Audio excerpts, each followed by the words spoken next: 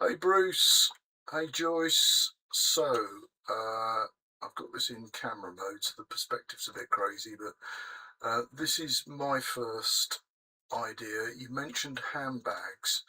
This is something I've done in the. I'm going to get out of camera mode, that's quite hard to look at. Okay, bear with me.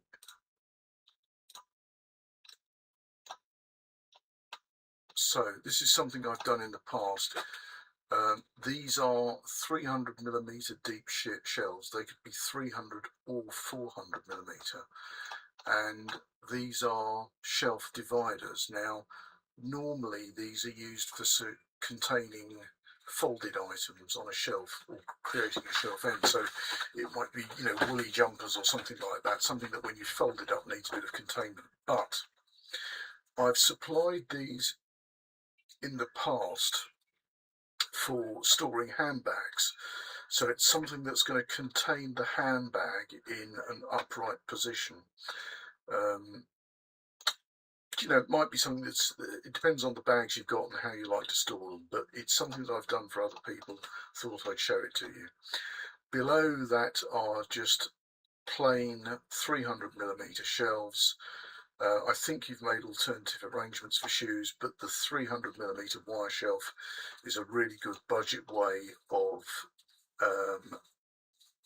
containing and storing shoes. So let's go to a different design. This is very similar to the sketch you showed me.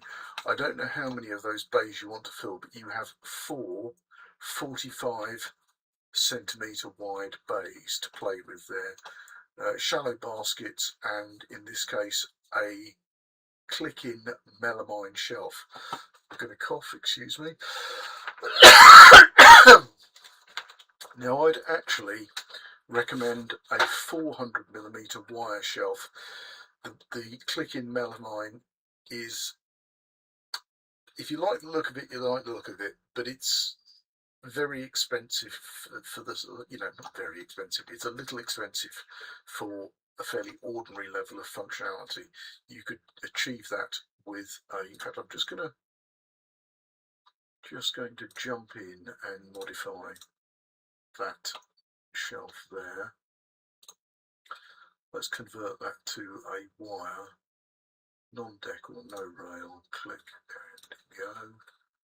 There you go. So if you had that in wire, just that click there's probably saved you about £100. Okay.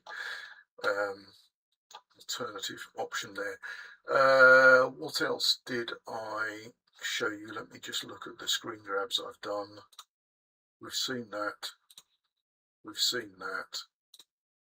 And we've seen that. Okay, so yeah, 3 options, and it might be worth going back and looking on Flickr at the other storeroom options I showed you, just in case it sort of sparks a thought.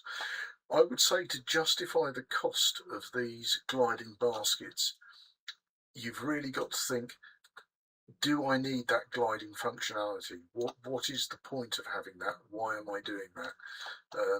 I normally just get out of, I'm just going to carry on yammering for a minute. So if you were going to specify these wire baskets, you'd be thinking of, what is it? Why do I need that gliding functionality? How can I justify the cost of that gliding mechanism?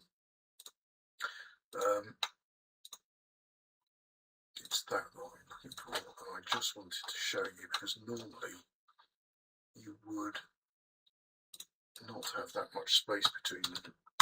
You'd go for a much more compressed assembly.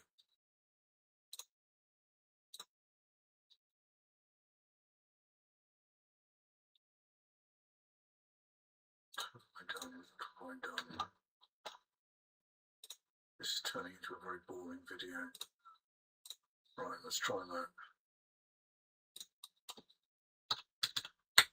Okay, that's what I was trying to do. So yeah, normally you'd show baskets much more compressed like that, and if you that gives you sort of more room under those shelves, or possibly room for another shelf. I don't know, might be worth considering. All comes down to sort of hanging drop, where you want those baskets to start compared to this rail. So give that some more thought and come back to me with some refinements, and we'll take it from there. Everything I've showed you on those 3 variations you should be able to install yourself. Okay, some of those designs there isn't going to be the profit in me coming and installing them. Maybe there is, maybe there isn't, but you should be able to do it yourselves. Okay, speak soon.